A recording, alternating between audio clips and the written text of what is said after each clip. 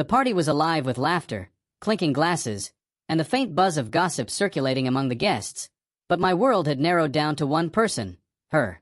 I watched her from across the room, draped in a dazzling dress that seemed to mock me with every shimmer, her smile a weapon she wielded carelessly.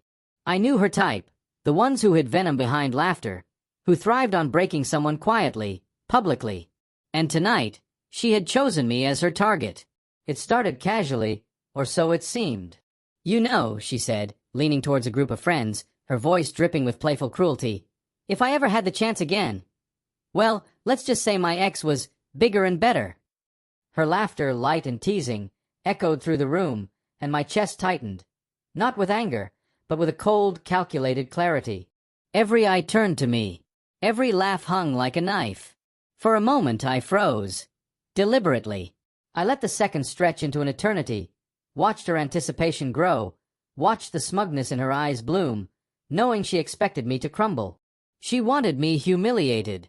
She wanted the subtle satisfaction of making me feel small. But inside, I was already several moves ahead. "I see," I said finally, my voice quiet, controlled, almost a whisper, but it carried. It carried across the room like ice sliding down a spine. "So, that's how you measure a man?" I tilted my head slightly, smiling faintly, not with warmth, but with something sharper, something that cut deeper than any word she could have thrown at me. Silence began to spread, like a tide creeping through the crowd. Her friends stopped laughing. She froze.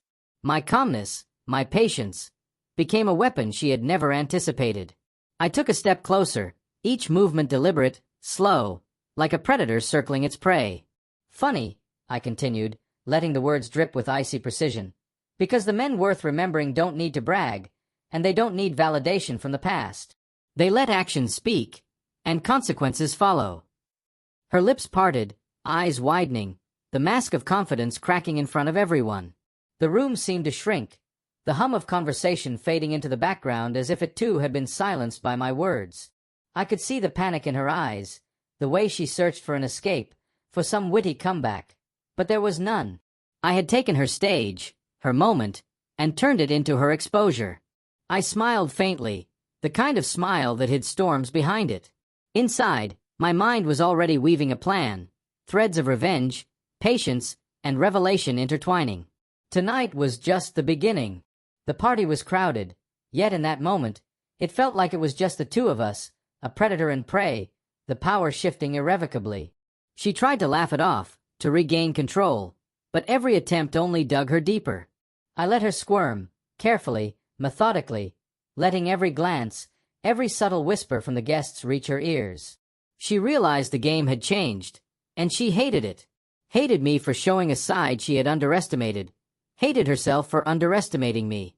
Later that night, as the crowd thinned and the lights dimmed, I found myself standing by the balcony, watching the city lights blink below, distant and cold. She approached, hesitating, unsure. You were mean," she said softly, almost inaudibly. But I wasn't angry. Not yet. I had already anticipated this moment. "Mean," I echoed, my voice low and even. "I think you misunderstood. I wasn't being mean. I was being truthful. And truth," I paused, letting the word linger, "always finds a way to reveal itself." Her gaze dropped, her fingers fidgeting with the edge of her dress. I could see the shame, the fear, the heartbreak she hadn't expected. The coldness of her laughter earlier had met the icy reality of my control, and she realized, perhaps too late, that the man she mocked tonight was the one who had been silently writing the ending to her little act of cruelty. Over the next days, I didn't speak to her. I let the silence do the talking. I let my actions, subtle, powerful, deliberate, be the proof of my strength. Each text she sent, each call, was met with composed detachment, letting her grow restless, desperate, exposed. And when she finally tried to approach me, trying to reclaim some dignity or perhaps sow doubt in my mind, I only smiled faintly, letting her words hit empty air. It was heartbreaking, for her. Not for me. I had loved, yes, and I had been mocked, yes, but that was part of the lesson she needed to learn. Respect, honesty, and the consequences of underestimating someone's patience are lessons not taught lightly. By the time she realized the depth of my calm, calculated power. It was already too late. The damage had been done. Not to me, but to the mask she had worn so carelessly in front of the world. And when she finally left the house, leaving a trail of whispered apologies and stunned acquaintances, I remained. Standing in the quiet, I allowed a single faint smile. The game had been set in motion that night, and while she thought she had been the one playing with hearts, she had been outplayed, outsmarted, and heartbroken in ways she hadn't even imagined. Because sometimes, the most devastating revenge isn't loud. It isn't public. It is silent. It is precise.